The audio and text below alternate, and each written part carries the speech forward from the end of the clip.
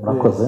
Icya kabiri nicyo nari nkomojeho, tumaze iminsi ku mbuga nkoranyambaga tubona uwitwa Ishimwe Odile witabye Imana avuye mu bitaro bya CHUK. Ni urupfu rutavuzweho rumwe, twanabonye n'amashusho ya bamwe bo mu muryango we bavuga ibintu binyuranye. Donc ni urupfu rutavuzweho rumwe. Ntekereza ko ari mu rwego rw'igihugu rw'ubugenzacyaha mushobora kuba mwararukozeho iperereza, se ryaba ryarabayeho, ryageze ku ki? Murakoze. Urakoze cyane. Wenda mbere yuko tugera ku rupfu, reka tubanze tujye ku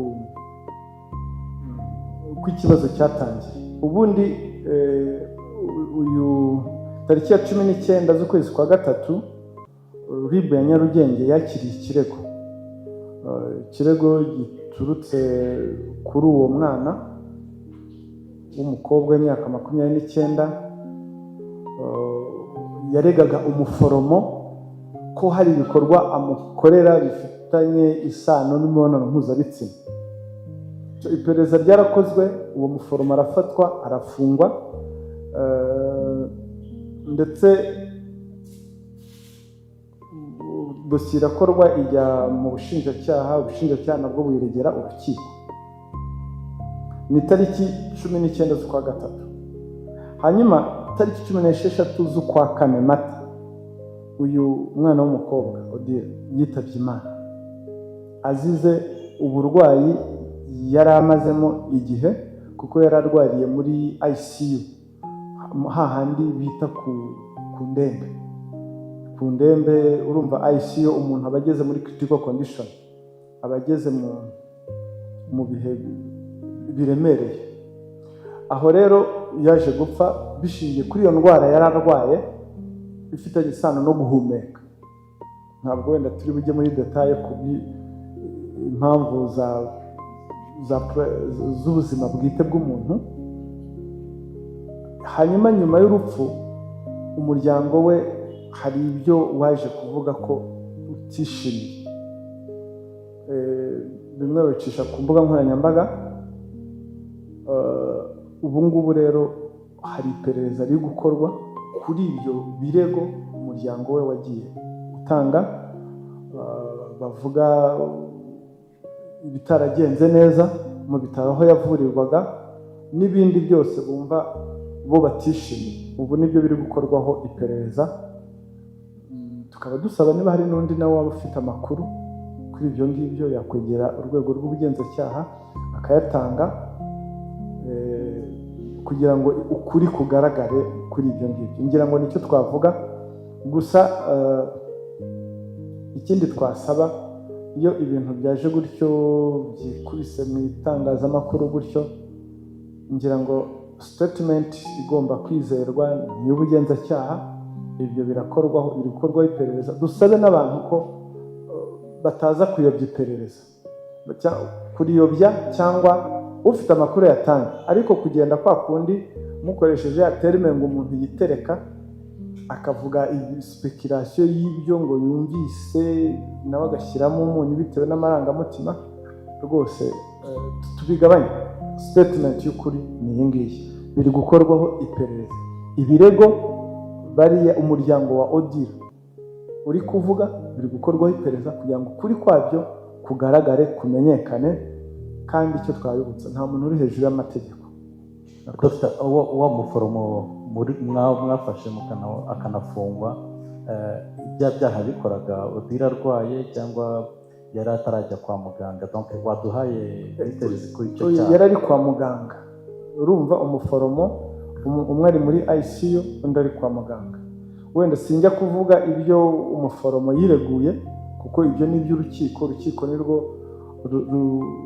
ruzanzura, ariko ni ibyaha byakozwe ubwo Odile yari arwaye.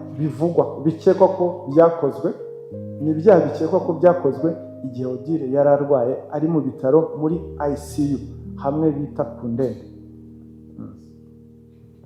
Murakoze Dr. Ngeni Ruti wa The Future TV. Tukiri ku bibazo bijyanye n'imbuga nkoranyambaga, muri iyi minsi ibiri ishize twabonye ibiganiro kuri YouTube by'umugabo wahoze ari umunyamakuru witwa Sibomana Athanase. Ni ibiganiro twabonye byiganjemo amagambo asa n'atera ubwoba abatanga ubuhamya kuri jenoside yakorewe abatutsi, ndetse hagaragaramo no kugoragoza izina rya jenoside yakorewe abatutsi. Nifuzaga kumenya niba ibyo bintu mwarabibonye, ese niba mwarabibonye mubivugaho iki? Urakoze cyane Ruti. Ndagusubiza mu ijambo rimwe. Burya ijisho ry'ubugenzacyaha ntirihuga. Ngira ngo ubu urumva icyo nsobanuye. Niba mwarabibonye, ijisho ry'ubugenzacyaha ntirihuga. Urakoze. Ibindi nta kindi narenzaho.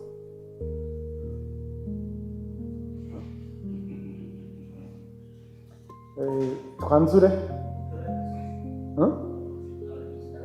Nanyuzwe. Mwakoze cyane rero. Nawe ubutaha ngira ngo icyo nabasaba mwe muretse bahise bafunga, kandi naho harimo ubutumwa we.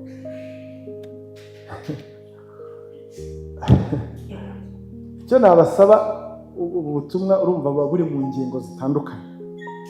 Ingingo nyamukuru n'ubundi ndabasabye ko igikomeza ibe nyamukuru, ibindi bize ari nk'inyongera ku makuru abanyarwanda bakeneye kumenya. Ariko ndabasabye ko ubutumwa nyamukuru bube nyamukuru, ntimuhere kuri ibi bya nyuma. Hari ikintu musanga mwahereye ku bya nyuma, kandi ibya mbere ari byo principal, kugira ngo buriya abantu bababariye muri kiriya muri biriya bintu byiswe kinoa ni benshi. Turashaka ko ntawe uzongera kugwa muri uriya mutego rwose. Bose babimenye, ubutumwa babumenye, nta muntu ugomba kuza, kuko niko tubica. Iby'iminara twarabivuze, abantu babivamo. Ubu abantu bavuye muri ibi bindi bya piramide, ubu bariga amayeri mashya, ubu bari bujye kwiga amayeri mashya. Ariko uko yaza kose, amayeri ko yaza kose, bajye bibuka ubu butumwa twatanze, ko bagenda biyuburura bazana andi mayeri y'ikintu kitazwi. Mbere bari barihise abantu bo mu Rwanda, ubu batangiye kwita abantu bo mu mahanga. Barakoresha n'indimi zitandukanye, baraza basa neza, baraza mu modoka bakodesheje, wayibona ukavuga ati wa muntu ni umushoramari koko. Ibyo ntibibakanga. Uko aje asa ntibikwiriye kugukanga. Kuza mu modoka nziza yambaye ikositime, avuga icyongereza, akoresha umudamu, akoresha indimi zose, ibyo ntibigukange. Ibyo ngibyo nibyo bituma abantu bagwa muri uwo mutego, kuko nawe agomba kwigaragaza nk'umuntu ufite amafaranga, uje gushora imari koko, avuga ururimi, afite impapuro, afite abantu bamugaragiye, yitwaye kwa kuntu nawe ugeraho ugahungabana. Turasaba abantu ko ibyo ngibyo bitabakanga. Ariko natwe turababwira ngo uko waza witwara kose, ngira ngo mwabonye amasura yabo bariya.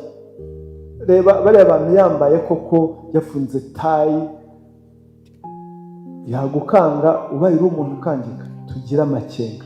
Murakoze cyane.